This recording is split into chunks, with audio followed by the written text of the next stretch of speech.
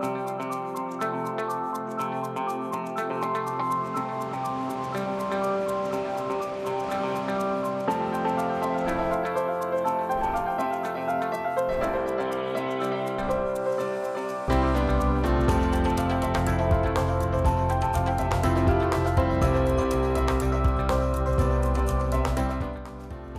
afternoon. Thanks for joining us across the fence. I'm Fran Stoddard. Today we meet with an author and endowed professor of literature who wrestles with questions of identity, race, and gender in an intimate, skillful, and profound way. Her latest book, Black is the Body, has won an LA Times Book Prize and gushing praise from best-selling authors. She's a popular teacher and a recipient of numerous fellowships, including a prestigious 2020 Carnegie Fellowship for her next project. I am delighted to welcome Professor Emily Bernard. Thanks for being here. Thank you for having me, Fran. So your first three books looked at interracial friendships, both famous and personal. Why was that such an important topic for you to wrestle with early on? Well, we know that racism is a systemic problem, but I believe very passionately that it's through the interpersonal relationship that we can achieve lasting change. See, people make up systems, I tell my students, and we have the power to dismantle them, Absolutely. And actually, you grew up in Nashville, Tennessee, before you came north, and there you lived and went to school in the kind of white side of town, and went to church and had community on the black side of town. So you kind of had a split life. What was that split childhood like? How did it form you? I mean, I think it really shaped me as a writer, because very early on I was living, this sort of paradox, of being this, living our actual lives in Nashville proper, and then in North Nashville, having a very different kind of life, and watching my parents reconcile both identities really made me understand something about the contradictions that are inherent in the way we all live. Right. So it formed a lot of my, I think, my creative trajectory, really. Yeah. So then you came north to earn a bachelor's and a PhD at Yale University, and a little stopover, but soon you came to UVM, where you've stayed for 17 years now, teaching classes to primarily white students. How have your students and their inquiry changed over almost 2 decades? Well, I think I've seen a real shift in the student body. And at this point, I would say that I had some really excellent students, and students, as you know, the best of the UVM students are the best of any students anywhere. Except I find the students at UVM very gracious, and not entitled that you might find at Yale, Right. my alma mater. I always tell people, they hold the door for you and they smile. And in the classroom, I find that they're really eager to not only read the books we're reading, they've heard about them. Some of their parents now, with the shifts, I think, in our consciousness as a culture, they come having read, or their parents having read, Toni Morrison. And they're eager to engage on these issues. They understand it to be central to who they want to become. But also, they are wrestling with a new world. I had this great class once, and I had Reuben Jackson in the class. He came in to just talk about his experiences. And it was a very intimate and emotional experience for all. I don't think any of us anticipated that. And I had this young white man in the class who didn't say much. He always sat in the back. And he asked Reuben, after the whole room was like an embrace.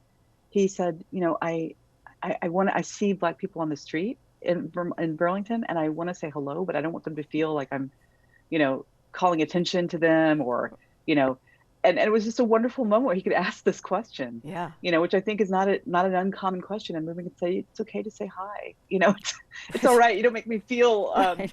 Inspected or something, or like a spectacle by saying hello. And those are the opportunities I love that come about in these classrooms. Absolutely. Well, certainly during the last few months of amidst tragedy and fear, it seems we've reached an awakening or a turning point of sorts in coming to terms with systemic racism in our country and this state. Are you hopeful or skeptical? How can we best take advantage of this moment? I think we have to be hopeful. James Baldwin said, "We can't tell the children there is no hope." I think all the great leaders, we have to. It keeps the fuel that keeps us going. What is the opposite, right? Would be to just stay in place and accept the status quo. But we have to be hopeful.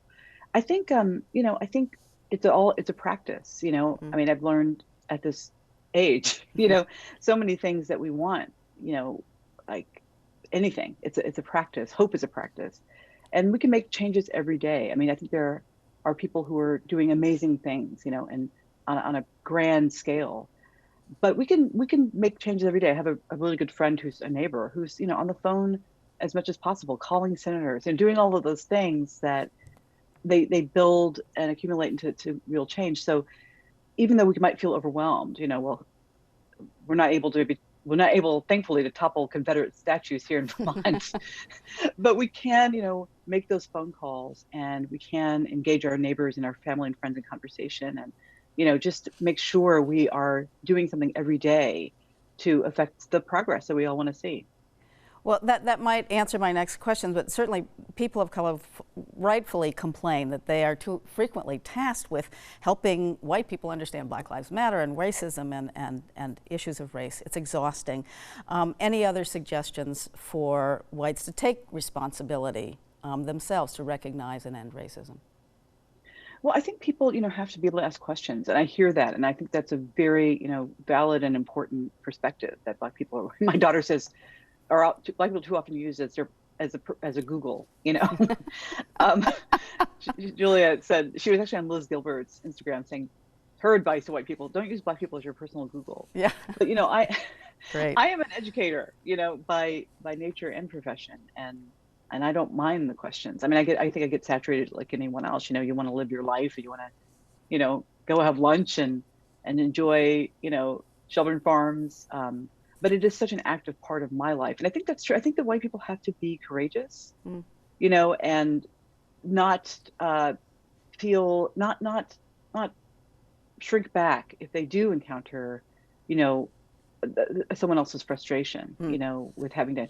We have to be able to ask questions. I've learned about, our new shift in thinking about identity, you know, and the way we think about gender. I've learned about that by asking questions, often of my students. Let's talk about pronouns, because I didn't grow up with that language. Mm. As a cisgender heterosexual woman, it hasn't been part of my thinking about my identity. And Sure. so I had to learn, and I had to ask dumb questions sometimes. And I wasn't very lucky to encounter young people who themselves were interested in sharpening their Mm. arguments. Yeah. But I think we have to be able to ask and not take it personally if someone says, I really don't want to talk about this. Like, there'll be somebody else, Right. because even though that is a prevailing opinion, you also find, many Black activists who are invested in that kind of, interaction. So it's just a matter of making sure that your intentions are good and just keep moving forward in the world. And, I don't think we should let anybody else tell us that we should shut up, especially Right. if we're trying to learn and Learn trying to something. be right. So. We're trying to expand our horizons. So your book, Black is the Body, Stories of my grandmother's time, my mother's time, and mine, is a book of 12 very personal related essays. In it, you explore many identities, as you're talking of woman, mother, daughter of the Deep South, wife of a white man, a New England professor. Its honesty, humor, and humility really has struck a chord and garnered national attention and accolades. What did you work at to give your stories the magic, and what did you demand of yourself as a writer? Well, you're back to the whole practice thing, which I have to keep learning that lesson over and over again, that it really does. It was about honing and shaping. I feel like I can bring my best self to the page. Mm. I can bring my best self to the page, and I wanted to write a book that, was had something else to contribute to the conversation than what we're getting from a lot of the discourse around racial politics today, which can be really, is sort of doused in sound bites, Mm. and flattens out a lot of complexity, really, of racial experience in this country. And it's sort of like yes or no, or right or wrong, and black and white. But And personal, yes. and I'm sorry because we're almost running out of time, but personal and story is so powerful. Do you believe in the power of story to change hearts and minds? Because in a way, I people absolutely read your do. book and they just go, I get it now. Yeah, it makes me so happy. And I do believe in storytelling. I mean, I grew up in the South. I'm the inheritor of generations of storytelling, really women So I believe in storytelling. I think, there's a place for polemic and there's a place for policy, but it's just true that stories make us feel seen and heard and enable us to connect with other people that we don't even know. And that's been one of my great pleasures as the author of this book, hearing from readers who say, we don't know each other. We would never know each other. I had a message from a man in West Virginia who said, I'm a poor white guy growing up in the South, but your grandmother is my grandmother. And it was just such a powerful moment. I thought this is exactly what the book is for, as well as reaching young people of color who needed to be seen and heard and didn't see themselves, Right. in a lot of books by Black authors these days that, are about trauma and racist violence. They needed another kind of story. And I'm pleased to have been part of their journey too. You've written a text of a book on Michelle Obama, which is fascinating. But your current project that earned the Carnegie Fellowship is narratives about Black women artists and public figures. How have the stories of successful Black women in America been told or not told? What is your thesis there? Well, my thesis actually is in some ways less about the women and about the story of success in this culture. I always tell my students, we can tell a lot about this culture, but by who we celebrate. And stories about Bill Gates always have to do with the fact that he dropped out of high school and now is a billionaire. It just says a lot about what we value. And all the awards performances. Someone gets up and says, "Thank God that I got this award." I was sort of singled out for success, and I thought about, well, what about all the people? Things didn't go the way they planned, and they had to figure out a different way of being creative or finding a home for their passions. And I wanted to tell that kind of story. And, there are a lot of Black women actors and writers and, people in the political world that we don't hear about.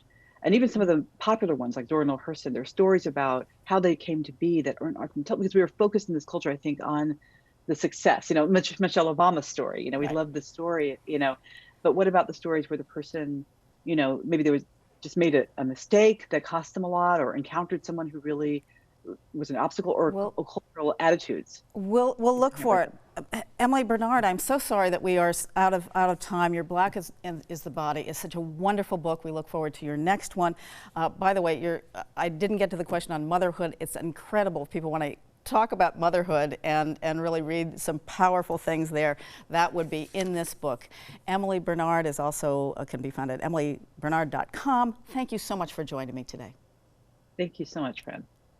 And thank you for joining us across the fence. I'm Fran Stoddard. Take care.